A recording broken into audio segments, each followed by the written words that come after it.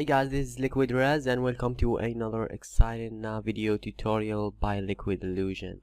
So in this tutorial I'll be using Cinema4D to create this kind of a low poly building. If you're new to Cinema4D, don't worry about it. It's going to be really easy. It's for beginners basically, and it's going to be really quick, and it will give you a push to kind of learn basics of modeling inside of Cinema4D. So let's create a new document by hitting Control N. First thing we want is a cube. What you want to do now is you want to go to display and enable ground shading lines so we can see these segments. Let's increase these segments to 2, and you can see we have some change. We actually want 3 for all the sides. So by default the size of the cube is 200, and we want it to sit on the floor. If you can see the grid, go to filter and check the grid so you can see. As you can see, our cube is in the middle of our surface, and which we don't want. So what we want to do is we want to go to Y and change that to 100 and hit enter, which will make it directly on the ground.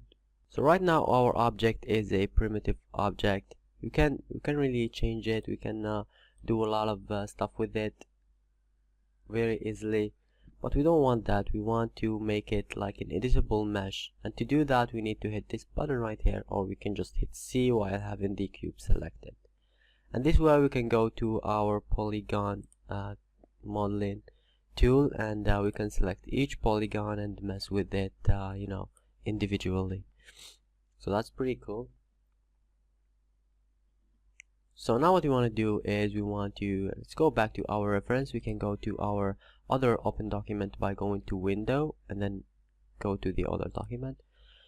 Let's actually see how that was built. As you can see, there's this base cube which we already have, and then this kind of other floors. So let's go back to our document. Let's go to this live selection tool, and let's select every polygon on the top. Make sure you don't have any other polygon selected by accident. And what we want to do now is we want to hit I for inner extrude, or you can right click and then go extrude inner and click that. So what you want to do now is you want to click and drag a little bit, maybe like 15 centimeters looks good, and that is looking pretty good. Let's hit D for extrude, or we can also right click and then hit extrude, and then let's click and drag, and this will drag it up or down depending on which direction you are dragging. So I want to drag it like 100 centimeters. You can also change that in this tab. And then what we want to do is we want to click new transform, and then another new transform, and we want to do that just to have these kind of subdivisions. So that's pretty cool.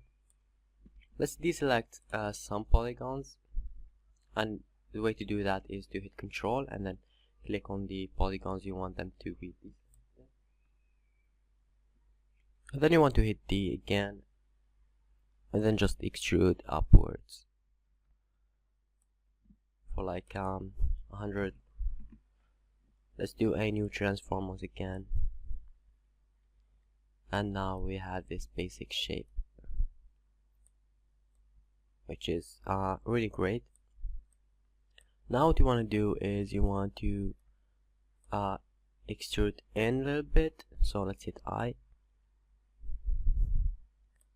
and then you want to extrude downwards. And another way to extrude is you just instead of placing the polygons, you can hit Control and then extrude them in any direction. So let's do that and extrude it down a little bit.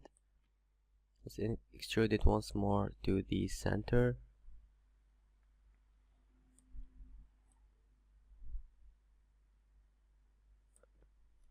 and you can see the idea of what I'm doing right now. So that is looking pretty good. So now what you want to do is you want to select these kind of polygons, so we can, you know, extrude them in and to kind of look like a window. So I set UL, and this will bring the loop selection. You can also right click and, you know, look for it, or you can go to select and you know, choose the loop selection. And what you want to do is you want to select these loops on the building. So now what you want to do is you want to extrude inwards every polygon by itself. So the way to do that is we can hit I again for extrude. We can remove the preserve groups, uncheck that, and then if we you know, if we extrude in, you can see that it extrudes every single polygon by itself, which is great. As you can see, the windows aren't even, and that's totally fine. In my opinion, you can leave them like so. If you want them to be even, you should have instead of you know, extruding, you could have, let me show you on this side. You could have bring the scale tool and then control and then scale down. Make sure to hit control, otherwise it's going to be scaled down, and we don't want that. We want to extrude, so that's the way to do that. And I did that just to kind of show you.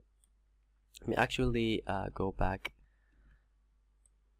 by hitting Control C. So let's actually extrude them in a little bit. Say D for, like, you know, -2 centimeters will work fine. And what we want to do at this point, we want to create a material, doesn't matter which material, you can then change it and then apply it on the selection, so we can texture the windows by themselves. So that's pretty cool. So what we want to do now is we want a door. So let's be creative with that. No, it doesn't have to be creative. In fact, set I to and now we want to obviously remove the preserve groups. So 10 should look great.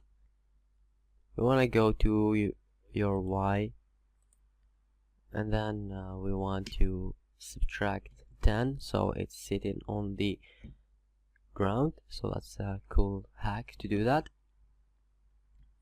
And then we want to extrude a little bit,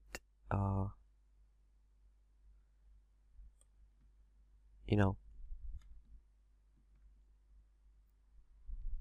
let's actually create a new material for that. And let's also select UL and select the this kind of loop, UL. I don't know why it's not working. Select loop selection. Let's select this bevel group of you know, materials, and let's apply the new materials on that, so we can texture that by itself as well. And that's looking pretty good already. So what you want to do now is you want to you know, just place your logo or whatever inside of here, and then you have this kind of exact building or something similar. Let me actually show you how to get your logo inside of Cinema4D. So if you have your logo inside of Photoshop, as I do here, you can control select the logo layer. It does have to be PNG or something like that. Let's right click on the selection. Let's have some selection tool while doing that, and then we want to make work path. Let's do 1 for the tolerance, why not? And then what we want to do is we want to export your path. So So we go to file, export to Illustrator, and we wanted to export the path.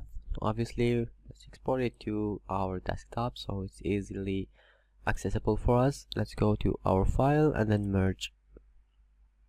Let's go to our desktop, and there it is. It's untitled one. Why not? As you can see, we messed up our perspective, and we put the door on this side, which is totally fine. But yeah, let's actually rotate that 90 degrees. Go to object mode. If we hit shift, we can rotate by the amount of 10, which is nice. Let's scale that down a little bit. Let's put it inside of a extrude object. Let's change the extrude from Z to actually X. So that's pretty cool. Let's now just place it somewhere on our building. You can see the axis is a little bit, offset, but it's totally fine. And that is looking pretty good.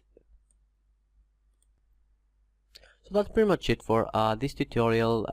I'm going to be doing part 2 where you can texture that and light it and set it to export it and stuff. So if you want to see part 2, make sure to subscribe, favorite this video, or like it, or whatever. That's gonna be really helpful for us. Leave a nice comment, and see you guys on the next video.